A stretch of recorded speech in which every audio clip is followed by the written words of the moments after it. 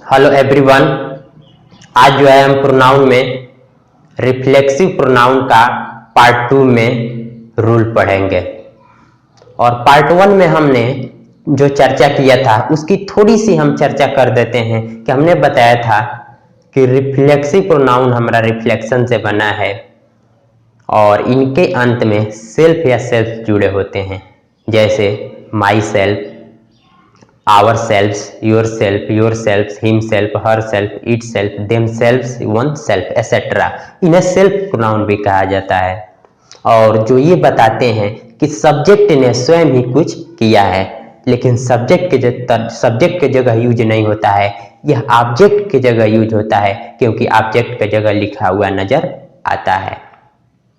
और हमने बताया था कि जो है इनमें, और हमने कहा था कि अगर सेंटेंस में डायरेक्ट ऑब्जेक्ट नहीं दिया गया है, we use reflexive pronoun when the direct object is not given. अगर सेंटेंस में डायरेक्ट ऑब्जेक्ट नहीं दिया गया है तो हम रिफ्लेक्सिव प्रोनाउन का यूज करते हैं, जो सेंटेंस के मीनिंग को कंप्लीट करता है, या कह सकते हैं कि डायरेक्ट ऑब्जेक्ट के कमी को पूरा करता है।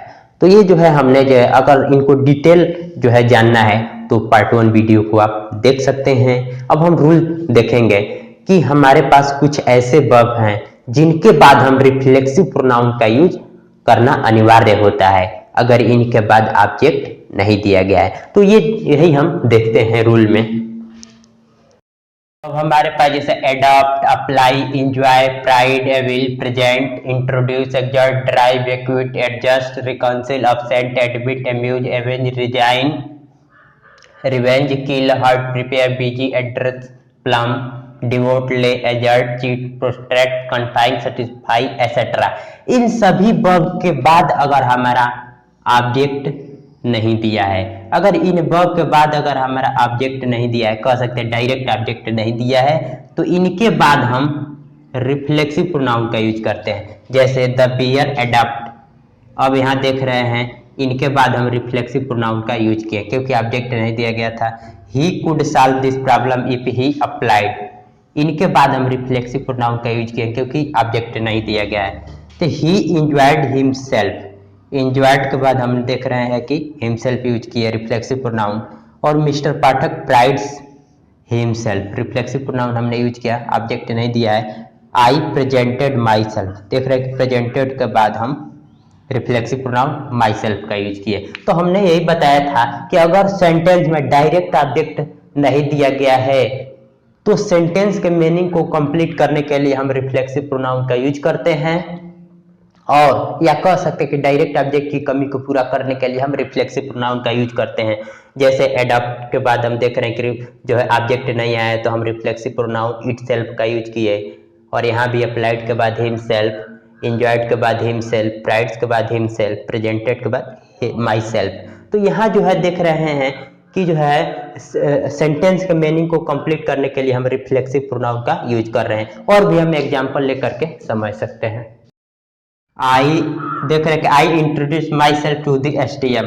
अब देख रहे हैं इंट्रोड्यूस, इसके बाद हम माई सेल्फ का यूज किया है क्योंकि इंट्रोड्यूस के बाद हमारा ऑब्जेक्ट नहीं आया है तो रिफ्लेक्सिव प्रोनाउन का यूज कर दिए हैं। The student must well them selfs, देख रहे हैं कि अवेल के बाद हमारा देम सेल्फ का यूज हुआ है reflexive pronoun of their opportunity, you should avail yourself of the opportunity. अब देख रहे हैं कि अवेल के बाद हमारा रिफ्लेक्सिव प्रोनाउन विद योरसेल्फ का यूज हुआ है। तो हमने कहा कि अगर वर्ब के बाद हमारा ऑब्जेक्ट नहीं आता है तो इनके बाद हमारा रिफ्लेक्सिव प्रोनाउन का यूज होता है। एक नोट हम समझ लेते हैं, जैसे अवेल के साथ अगर हमारा आप जुड़ा है तो वेल आपका यूज एक्टिव वॉइस में करते हैं, पैसिव वॉइस में नहीं करते हैं। जैसे आई, अब देख रहे हैं अवेल्ड, उसके बाद है आप। अवेल्ड आपका यूज हमने कहा कि एक्टिव वॉइस में यूज करते हैं, तो आई अवेल्ड माई सेल्फ, आप एंड ऑफर, ये एक्टिव वॉइस है। अगर इसका हम पैसिव वॉइस बनाए, जो होता बनता नहीं है लेकिन फिर भी हम बनाएं, तो ये हो जाएगा an offer was availed, an offer was availed of by me. तो ये इसका बन गया हमारा पैसिव वॉइस। तो पैसिव वॉइस हमने कहा कि इनका जो है पैसिव वॉइस नहीं बनता है, तो नहीं बनाएंगे। अब हम देख रहे हैं he availed himself, एल्ड के बाद हम देख रहे हैं कि हमारा रिफ्लेक्सिव प्रोनाउन यूज हुआ है क्योंकि ऑब्जेक्ट नहीं आया है, तो he availed himself of the chance। तो इस तरह से जो है हम जो है हमने कहा कि वर्ब के बाद अगर ऑब्जेक्ट नहीं आता है तो रिफ्लेक्सिव प्रोनाउन का यूज करते हैं, और अवेल एक साथ अगर यूज हुआ है तो ये एक्टिव वॉइस में यूज होता है, पैसिव वॉइस में नहीं होता है। इसको भी आपने समझ लिया। अब हम दो वर्ब एंजॉय और अब्सेंट के बारे में, एंजॉय और दूसरा अब्सेंट, इन दो वर्ब के बारे में हम समझेंगे। Time passed so quickly when we were enjoying, we went there and enjoyed, let the children enjoy themselves this movie, he is absent himself today, the principal absented from the meeting। अब हम ध्यान देंगे कि यहाँ पर इस sentence में हमने enjoy का यूज किया है और इनके बाद हम देख रहे हैं कि कोई हमारा ऑब्जेक्ट नहीं आया, तो हम रिफ्लेक्सिव प्रोनाउन का यूज करेंगे। तो यहाँ पर हो जाएगा हमारा time passed so quickly when we were enjoying ourselves. अब हम यहाँ देंगे, ध्यान देंगे we went there and enjoyed. अब इनके अकॉर्डिंग हमारा यहाँ भी आवर सेल्फ्स यूज होगा। अब देख रहे हैं कि let the children enjoyed themself this movie. अब देख रहे हैं कि एंजॉय हमारा आ गया, यहाँ भी आया था, और इनके बाद हम देख रहे हैं कि ऑब्जेक्ट आया हुआ है, तो इनके बाद ऑब्जेक्ट आया हुआ तो रिफ्लेक्सिव प्रोनाउन की जरूरत नहीं पड़ेगी। तो अब हम एंजॉय के अगर बाद ऑब्जेक्ट आता है तो रिफ्लेक्सिव प्रोनाउन का यूज नहीं करते हैं, अगर नहीं आता है ऑब्जेक्ट तो हम रिफ्लेक्सिव प्रोनाउन का यूज करते हैं। अब देख रहे हैं कि ही इज एब्सेंट, अब यहाँ देख रहे हैं ही हमारा सब्जेक्ट हुआ, इज हमारा वर्ब हुआ और ये हमारा ऑब्जेक्ट हुआ, तो ऑब्जेक्ट के बाद आया हुआ है। अब देख रहे हैं कि द प्रिंसिपल सब्जेक्ट हुआ, ये वर्ब हुआ। तो अब हम ध्यान देंगे कि अगर हमारे पास एब्सेंट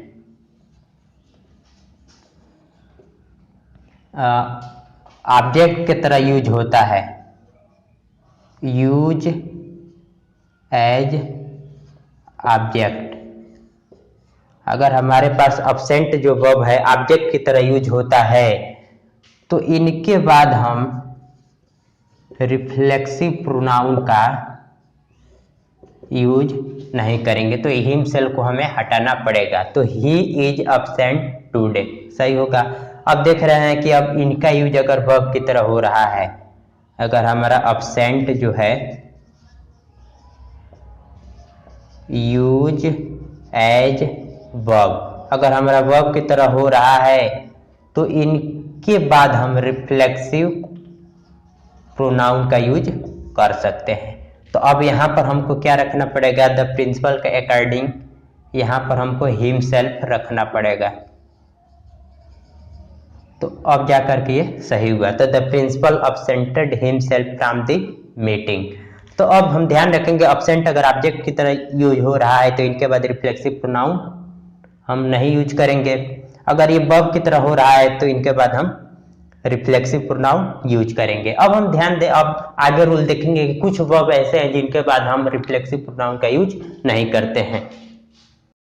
कुछ वर्ब जैसे stay, qualify, keep, conceal, spread, rest, walk, hide, open, save, clean, wash, dress, undress, turn, move, stop, serve, start, think, sell, concentrate, feel, hurry, etcetera, ये सब जो है हमारे पास वर्ब हैं, इनके बाद हम रिफ्लेक्सिव प्रोनाउन का यूज नहीं करते हैं। जैसे आई स्टेड, इनके बाद हम reflexive pronoun my self use हुआ है, इनका यूज हम नहीं करेंगे। ही क्वालिफाई, ये वर्ब हुआ, इनके बाद हम रिफ्लेक्सिव प्रोनाउन का यूज हिमसेल्फ का नहीं करेंगे।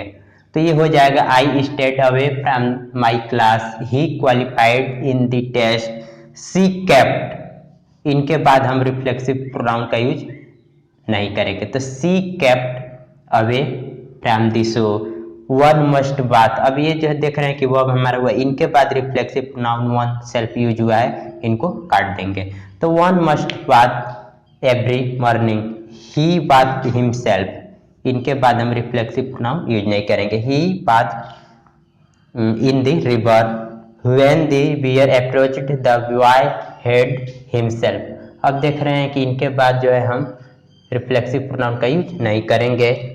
Behind the tree, she hid, अब यहाँ देख रहे हैं इनके बाद हम रिफ्लेक्सिव प्रोनाउन यूज नहीं करेंगे। She hid behind the tree, the door open, open, इनके बाद रिफ्लेक्सिव प्रोनाउन का यूज नहीं करेंगे। अब सी सेप के बाद भी हम रिफ्लेक्सिव प्रोनाउन का यूज नहीं करेंगे। सी सेप ऑन संडे। तो इस तरह से जो है हमने कहा कि कुछ ऐसे जो है हमने वर्ब लिखा है, इनके बाद हम रिफ्लेक्सिव प्रोनाउन का यूज नहीं करते हैं। अब हम एक नोट देखते हैं कि अगर हमारे पास जो है सेब, सेब्स हो गया और ड्रेस हो गया, अगर ये सब्जेक्ट को एम्फेसाइज कर रहे थे, इनके बाद रिफ्लेक्सिव प्रोनाउन का यूज कर देते हैं। अब हम नोट में देखेंगे कि हमारे पास समटाइम्स कभी कभी जैसे वर्ब, ड्रेस, सेब, इनके साथ अगर रिफ्लेक्सिव प्रोनाउन का यूज हुआ है तो ये सब्जेक्ट को एम्फेसाइज कर रहे हैं। जैसे सब्जेक्ट इसमें देख रहे हैं कि Aditi is old enough to dress herself now, ये हमारा सब्जेक्ट हुआ, ये हमारा वर्ब हुआ। तो सब्जेक्ट को एम्फेसाइज करने के लिए इनके साथ हम रिफ्लेक्सिव प्रोनाउन का यूज कर रहे हैं।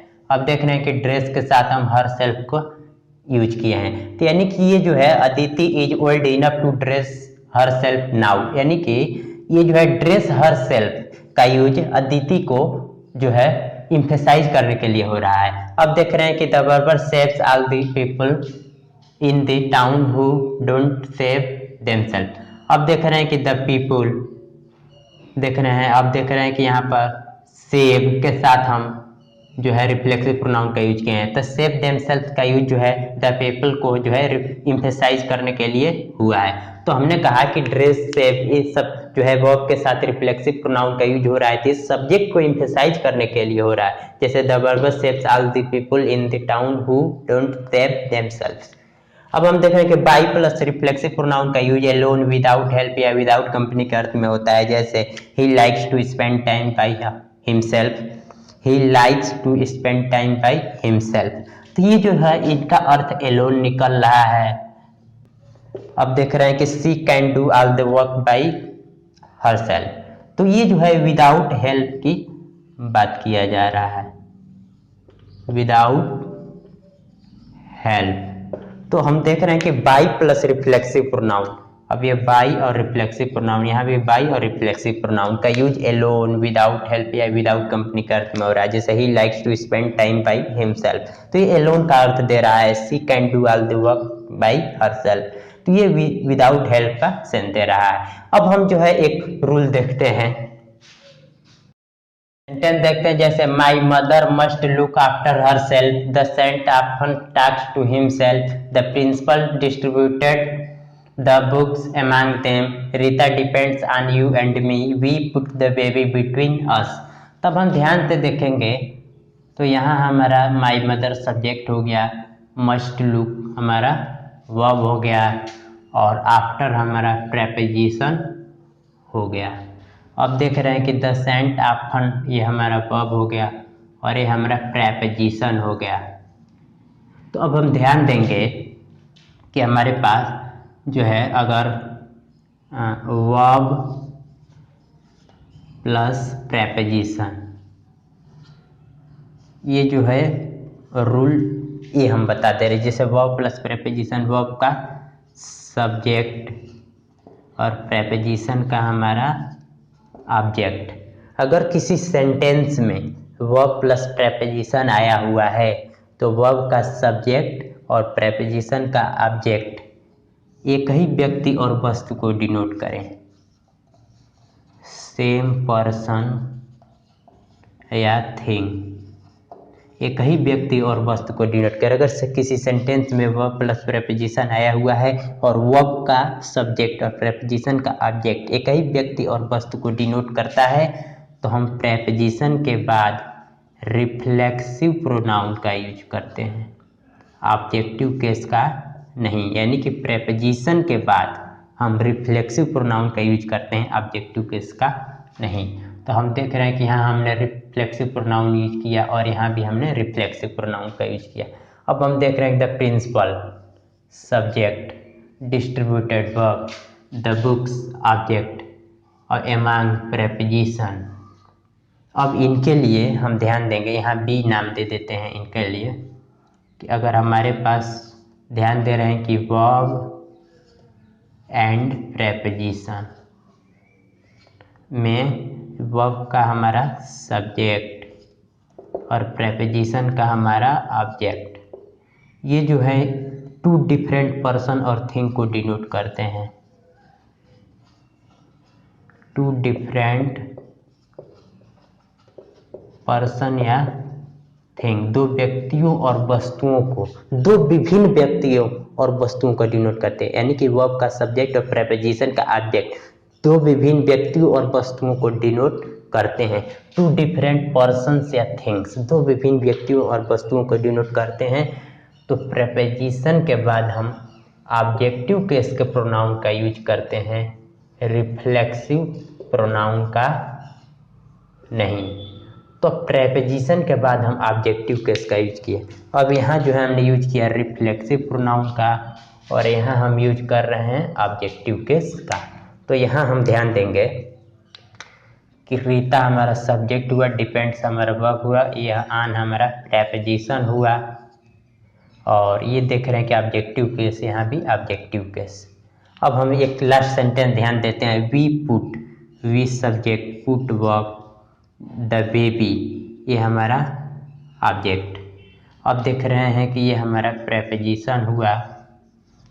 तो अब इनके लिए एक हम रूल ध्यान रखेंगे कि अगर हमारे पास वर्ब एंड प्रेपोजिशन, तो वर्ब में हमारा सब्जेक्ट, वर्ब का सब्जेक्ट और प्रेपोजिशन का हमारा ऑब्जेक्ट। और एक इनका खास बातें होता है कि प्रेपोजिशन जो है प्लेस को डिनोट करते हैं और इनमें खास बात होता है कि प्रेपोजिशन हमारा प्लेस को डिनोट करते हैं और यहाँ जो है सब्जेक्ट और ऑब्जेक्ट इन दोनों का सेम पर्सन या थिंग को डिनोट करता है। सेम पर्सन या थिंग, एक ही व्यक्ति और वस्तु को डिनोट करता है। तो इस प्रेपोजिशन के बाद हम ध्यान रखेंगे कि इस प्रेपोजिशन के बाद हम ऑब्जेक्टिव केस के प्रोनाउन का यूज करते हैं, रिफ्लेक्सिव प्रोनाउन का नहीं। तो हम यहाँ है ऑब्जेक्टिव केस के प्रोनाउन का यूज किए हैं, रिफ्लेक्सिव का नहीं। तो हम ध्यान रखेंगे कि we put the baby between, अब ध्यान देख रहे हैं कि यहाँ ऑब्जेक्टिव केस का प्रोनाउन हमने यूज किया। तो अब यहाँ देख रहे हैं कि ये प्रेपोजिशन हमारा जो है प्लेस को बता रहा है कि we put the baby between us, हम लोगों के बीच जो है बच्चे को रखने की, यानी कि प्लेस बताने का कार्य कर रहा है, बिटवीन। तो प्रेपोजिशन यहाँ प्लेस बता रहा है, इस वजह से यहाँ पर हम ऑब्जेक्टिव केस के प्रोनाउन का यूज कर लिए। तो आज के लेक्चर में तो आज जो है रिफ्लेक्सिव प्रोनाउन हमने पढ़ लिया। तो आज के लेक्चर में बस इतना ही। तो I hope you must have like this video.